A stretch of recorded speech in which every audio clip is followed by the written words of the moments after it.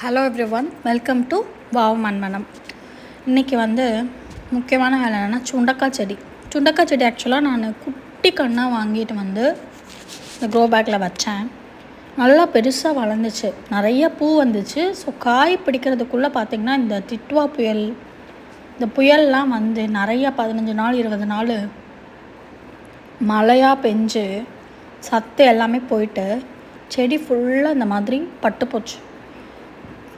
So இது cut பண்ணி விட்டால் மட்டும்தான் இது சரியாகும், இல்லைன்னா மொத்தமாக போயிடும்.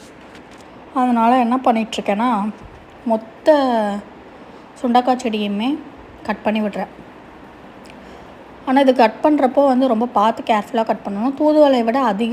தூதுவளை ரோஸ் செடியை விட அதிகமான முள்கள் இருக்கும். ஸோ அதனால் பார்த்து கட் பண்ணி விட்டுட்டு அதை எடுத்து போடுறதும் குழந்தைங்க காலெல்லாம் படாமல் எடுத்து போட்டுடணும். ஸோ இந்த மாதிரி எல்லாத்தையுமே எல்லா கிளைகளையுமே கட் பண்ணி விட்டாச்சு. ஸோ கட் பண்ணி விட்டுட்டு நம்ம அடியாக கட் பண்ணி விட்டாச்சு, இவ்வளோ தான் இருக்குது. ஸோ இது எப்படி வளருதுன்னு பார்க்கணும். ஸோ அதனால் கொஞ்சம் தண்ணி ஊற்றி பார்க்கலாம் இது ஃப்யூச்சரில் எப்படி வளருதுன்னு. Happy gardening. தேங்க்யூ.